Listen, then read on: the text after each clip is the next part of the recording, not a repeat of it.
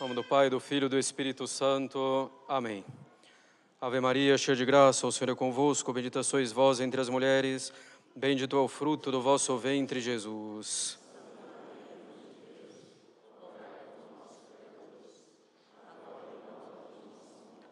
Podem sentar-se.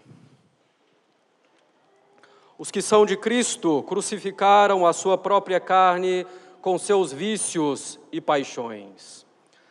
Caros católicos, nosso Senhor, no Evangelho de hoje, diz que não podemos servir a dois senhores, porque ou se há de odiar um e amar o outro, ou se há de dedicar-se a um e desprezar o outro. Nós vemos esse princípio fundamental aplicado de dois modos na liturgia de hoje. Primeiramente, vemos o princípio de que não podemos servir a dois senhores aplicado por nosso Senhor Jesus Cristo no Evangelho a Deus e à riqueza. Não se pode servir a dois senhores, a Deus e aos bens materiais. Nosso Senhor exorta, então, a que não tenhamos a solicitude excessiva com os bens desse mundo. Exorta-nos a ter grande confiança em sua providência, sem solicitude excessiva com os bens desse mundo. Claro, devemos ter verdadeira prudência e cuidado no que diz respeito ao necessário para a nossa vida, para a vida de nossa família, para podermos viver convenientemente. Mas não devemos nos preocupar demasiadamente com isso, jamais colocando isso na frente de Deus. Jamais devemos cometer um pecado para nos assegurar um conforto ou um bem material. Devemos buscar primeiro o reino de Deus e tudo mais nos será dado por acréscimo. Essa é uma máxima, um ensinamento de nosso Senhor Jesus Cristo que devemos ter gravado em letras de fogo no nosso coração. Buscar primeiro o reino de Deus e tudo mais nos será dado por acréscimo. Se buscarmos sinceramente servir a Deus, teremos de algum modo o suficiente, mesmo que seja pela caridade do próximo. Em segundo lugar, o princípio de que não devemos servir a dois senhores e que não podemos servir a dois senhores é aplicado por São Paulo à carne e ao espírito. Não é possível servir à carne e ao espírito. Os desejos da carne são contrários ao do espírito e os desejos do espírito são contrários aos da carne. As obras da carne, enumeradas por São Paulo, numa enumeração que não é exaustiva, são a fornicação, a desonestidade, a impureza, a luxúria, a idolatria, a magia, as inimizades, as rixas, as rivalidades, as exaltações, os conflitos, as discórdias, as facções, as invejas, os homicídios, as embriaguezes, as orgias e outras coisas semelhantes. E os que se entregam a isso não possuirão o reino dos céus. Aquele que não busca em primeiro lugar o reino de Deus, levando uma vida de oração, procurando sinceramente a união com Deus, procurando sinceramente conhecer e praticar os ensinamentos de Cristo e de sua Santa Igreja, esse fará as obras da carne.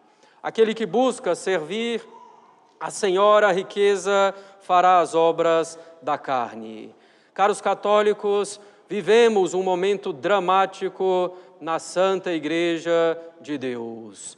Nunca o escândalo dos abusos sexuais na Igreja clamaram tão alto ao céu e também diante dos homens. No século XI, São Pedro Damião escreveu o livro de Gomorra, denunciando os graves abusos contra a castidade que se cometiam em sua época, em particular os pecados contra a natureza.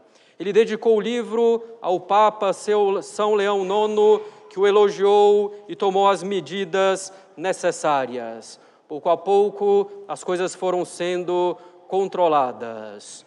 Hoje, algumas das pessoas mais responsáveis pelo bem da igreja cometeram esses abusos, ou favoreceram esses abusos, ou acobertaram esses abusos. São pecados, sobretudo, contra a natureza, pecados de homossexualismo, gravíssimos. São pecados que clamam ao céu por vingança. Além do que, esses pecados são favorecidos pelo abandono quase completo do dogma católico. São favorecidos pelo abandono dos princípios da moral católica, são favorecidos pelo caos litúrgico.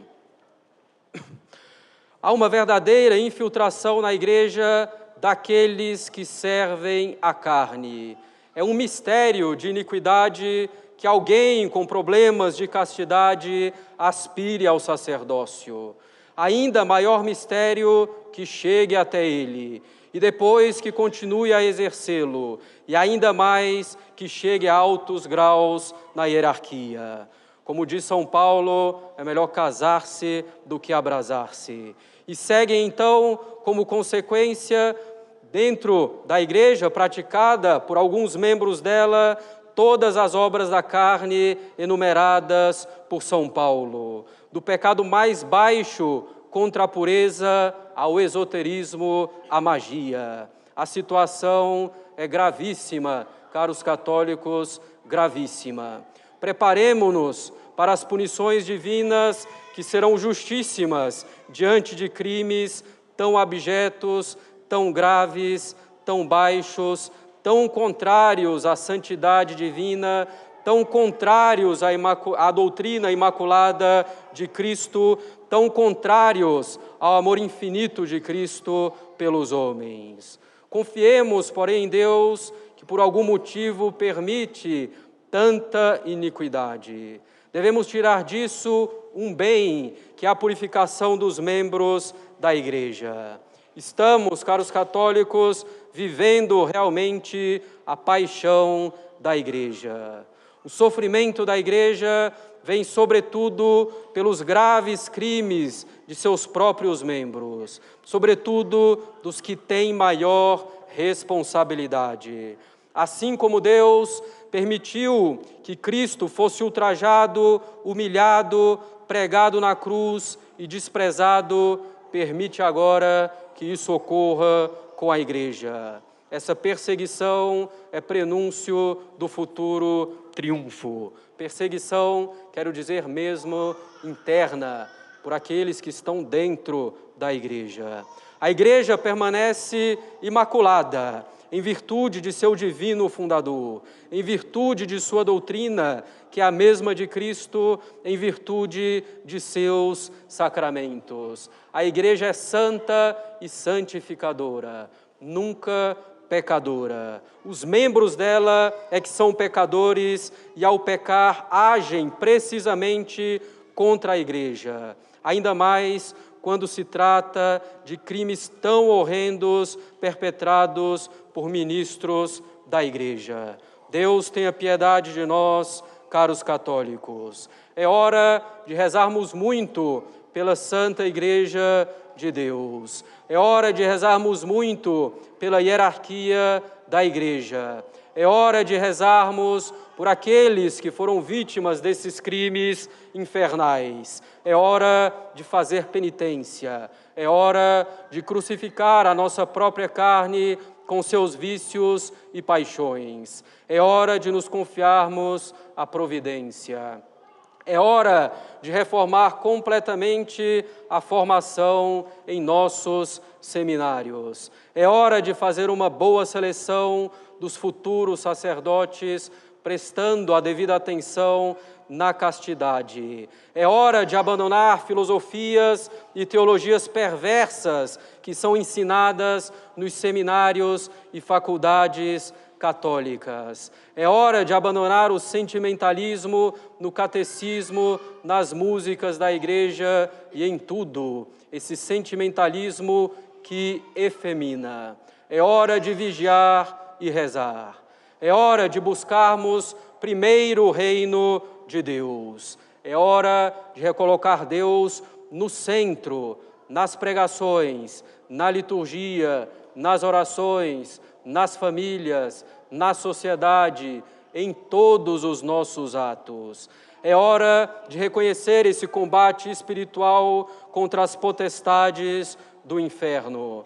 É hora de restabelecer uma profunda e sincera devoção a Nossa Senhora e a Nosso Senhor sacramentado. É hora, caros católicos, de servir a um só Senhor, nosso Senhor Jesus Cristo. É hora de servir ao Espírito com seus frutos, que são a caridade, a alegria, a paz, a paciência, a afabilidade, a bondade, a longanimidade, a mansidão, a fidelidade, a doçura, a temperança e a castidade. Em nome do Pai, do Filho e do Espírito Santo. Amém.